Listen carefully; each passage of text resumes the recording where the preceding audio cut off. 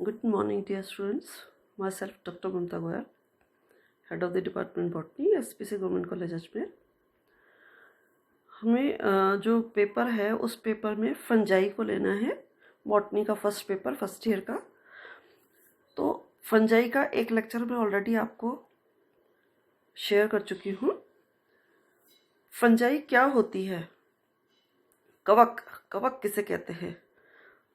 तो एलेक्सोपोलस ने जो डेफिनेशन दी है कवक की, उसके हिसाब से फंजाई वो न्यूक्लिएटेड स्पोर हैं जो कि basically they are achlorophyllous organism. Achlorophyllous organism का मतलब जिनके अंदर क्लोरोफिल नहीं पाया जाता, और वो प्रजनन करते हैं sexually as well as asexually, और जिसकी प्लांट बॉडी जो होती है वो प्लांट बॉडी फिलामेंटस होती है, तंतु की बनी हुई होती है।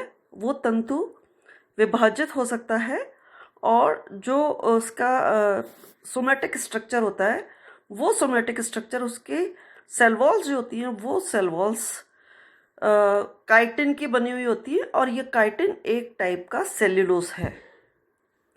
तो सेल्यूलोजिक काइटिन की बनी हुई सेल वॉल्स होती है। ये इंपॉर्टेंट कैरेक्टरिस्टिक है।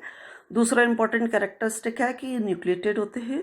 तीसरा इंपॉर्टेंट कैरेक्टर है कि ये न्यूक्लिएटेड स्पोर है जो कि एक क्लोरोफाइलस है, जिनमें क्लोरोफिल नहीं पाया जाता, और जिसमें प्रजनन दोनों तरीके से पाया जाता है, सेक्सुअली भी और एसेक्सुअली भी। वेजिटेटिव तो पाया जाता ही है, सेक्सुअली और एसेक्सुअली भी पाया जाता है। इसको हम फंजाई कहते हैं। इसके बाद इसको अगर हम और इसके कैरेक्टरिस्टिक्स लें तो बहुत सारे ग्रुप्स हैं हिट्रोट्रॉफ्स के। हिट्रोट्रॉफ्स क्या होता है? एक तो टर्म होता है ऑटोट्रॉफ्स और दूसरा टर्म होता है हिट्रोट्रॉफ्स। ऑटोट्रॉफ्स का मतलब वो होते हैं स्वयंपोषी। स्वयंपोषी को हम कहते हैं ऑटोट्रॉफ्स, जो अपना खाना खुद बना लेते हैं, वो कहलाते हैं ऑटोट्रॉफ्स। और हीट्रोट्रॉफ्स वो होते हैं परपोषी, जो अपना खाना खुद नहीं बना सकते, उनको कहते हैं हीट्रोट्रॉफ्स। तो क्योंकि इसमें क्लोरोफिल नहीं पाया जाता, तो क्योंकि क्लोरोफिल नहीं पाया जाता इसका मतलब कि ये अपने खाने के लिए दूसरों पे डिपेंडेंट है, और दूसरों पे डिपेंडेंट है तो परपोषी का केस हो गया या हीट्रोट्रॉफ का केस हो गया। तो जो ये फंजाई है, many are ecologically important saprophytes और अदर्स आर पैरासाइट्स। इसका मतलब जो परपोषी है वो परपोषी दो तरीके का हो सकता है। वो परपोषी या तो जो डेड है, मरा हुआ है, उससे अपना फूड मटेरियल ले, डेड से, या जो उसमें डिके हो रहा है जिसमें, उनसे अपना फूड मटेरियल ले, डिकेइंग मैटर से अपना फूड मटेरियल ले, या फिर लिविंग प्रोटोप्लास्ट से अपना फूड मटेरियल ले। तो जो डेड से अपना फूड मटेरियल लेता है उसको हम कहते हैं सैप्रोफाइट्स, और जो लिविंग से, परपोषी तो है लेकिन लिविंग के ऊपर अपना फूड मटेरियल अगर लेता है तो उसको हम कहते हैं पैरासाइट्स। तो हीट्रोट्राइब्स के, परपोषी के दो प्रकार हो गए।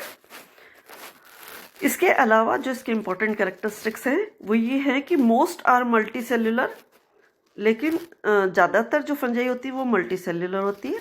लेकिन जो यीस्ट की अगर हम बात करते हैं तो ये यीस्ट जो होती है ये यूनिसेल्यूलर होती है। इसके बाद ज़्यादातर जो फंजाई होती हैं वो एरोबिक होती हैं, एयर में रहने वाली होती हैं, लेकिन कुछ ऐसी होती हैं जिसको हम कहते हैं फैकल्टेटिव एनारोब। फैकल्टेटिव एनारोब का मतलब कि ऐसी जो कि एयर में नहीं रहती, उसको हम कहते हैं एनएरोबिक। एनएरोबिक।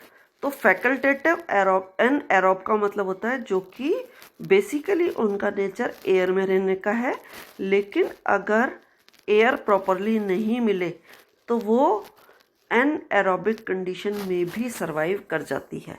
इसलिए अपना उसने नेचर चेंज करके, फैकल्टी चेंज करके वो एनएरोबिक हो गई। इसके बाद एक इम्पॉर्टेंट कैरेक्टर ऑलरेडी हम डील कर चुके हैं कि एक टाइप का सेल्यूलोज जो है, जो पॉलीसेकेराइड है उसको, वो काइटिन उसका बना हुआ होता है, इसकी सेल वॉल। और उसका एक इम्पॉर्टेंट कैरेक्टर कि बहुत सारी फंगल स्पीशीज अभी तक आइडेंटिफाई हो चुकी हैं, जो बहुत सारी नॉन स्पीशीज हैं। और ये नॉन स्पीशीज कुछ तो सेप्रोफिटिक फॉर्म में है, कुछ पैरासिटिक फॉर्म में भी है। ह्यूमन पे भी डिजीज कॉज कर सकती है या एनिमल्स पे भी डिजीज कॉज कर सकती है, क्योंकि पैथोजेनिक है इसलिए डिजीज कॉज कर सकती है। अब हम इनके लेते हैं जनरल कैरेक्टर्स। कहाँ कहाँ पाई जाती है अकरेंस ऑफ फंजाई? फंजाई कहाँ कहाँ पाई जा सकती है? अकरेंस ऑफ फंजाई, तो इनमें बहुत ज़्यादा पोटेंशियल पाया जाता है, बहुत जल्दी अडेप्ट होने का, किसी भी एटमॉस्फेयर में अडेप्ट होने का। इसलिए ये सारे पॉसिबल जो हैबिटेट्स हैं उन सब में पाया जा सकता है। तो ये एयर में भी पाया जा रहा है, ये बॉइलिंग वाटर में भी, बॉइलिंग में भी पाया जा सकता है, ये फ्रीजिंग टेम्परेचर पे भी पा सकता है, बॉइलिंग टेम्परेचर पे भी पा सकता है। तो इसकी वैरायटी इतनी है। पीएच को अगर हम ले लें तो पीएच की भी बहुत लो पीएच पे भी पाया जा रहा है, हाई पीएच पे भी पाया जाता है।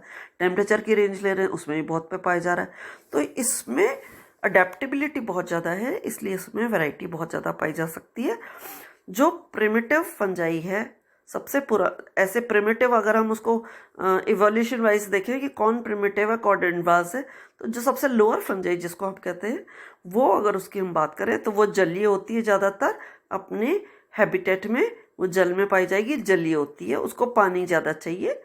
और हायर फॉर्म्स जो होते हैं वो हायर फॉर्म्स या तो दोनों चाहिए, थोड़ा सा पानी चाहिए या थोड़ा सा ड्राई चाहिए, या टोटली टेरेस्ट्रियल या स्थलीय आवास में भी पाई जाती है। हायर वाली फंजाई स्थलीय आवास में पाई जाती है। तो जो ज़्यादातर स्थलीय आवास में पाई जाती है वो फंजाई ज़्यादातर सेप्रोफिटिक फॉर्म्स होती है। स्थलीय आवास में पाई जाने वाली फंजाई सेप्रोफिटिक फॉर्म्स होती है। और कुछ जो फंजाई होती है वो प्लांट्स टिश्यूज़ के अंदर, एनिमल टिश्यूज़ के अंदर, इनके अंदर सर्वाइव होती है, सर्वाइव करती रहती है। ऐसे ही हमने फूड स्टफ्स देखे हैं। अगर हम खाने की बात करें तो हमको ब्रेड पे फंजाई मिलती है, हमें अचार में फंजाई मिलती है, हमें जैम जेली में फंजाई मिलती है, हमें फ्रूट्स में अगर बहुत टाइम तक रख जाते हैं तो उसमें फंजाई मिलती है।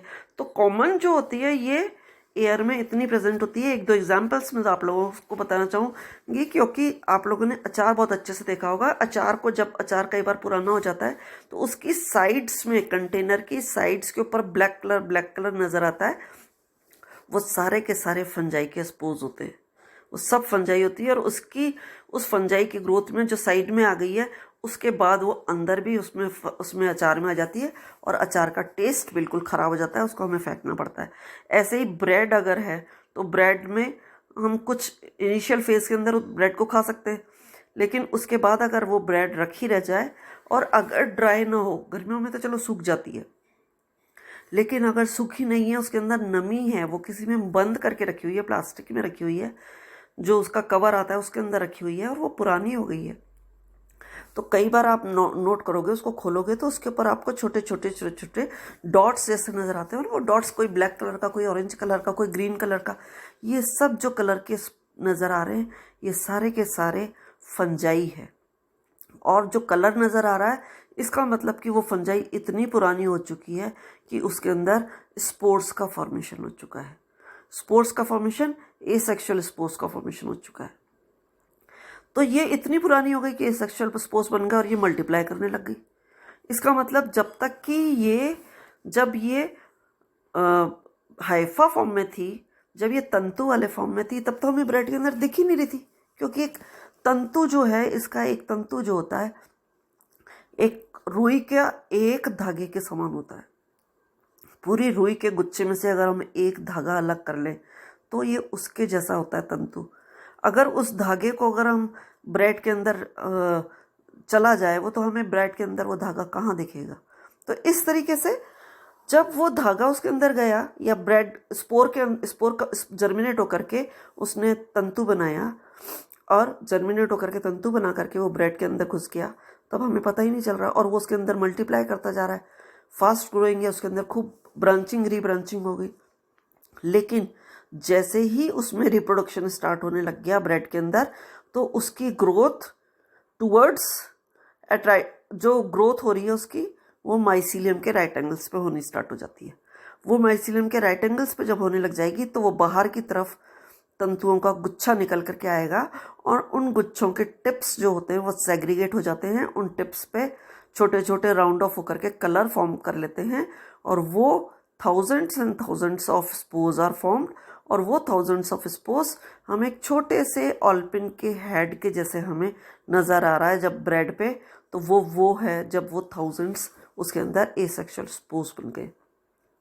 तो वेजिटेटिव फेज में तो we are unable to see the fungus, लेकिन जब उसमें रिप्रोडक्शन हुआ तब हमें थोड़ा सा कुछ दिख रहा है। तो ये बहुत इजीली सरवाइव कर जाती है।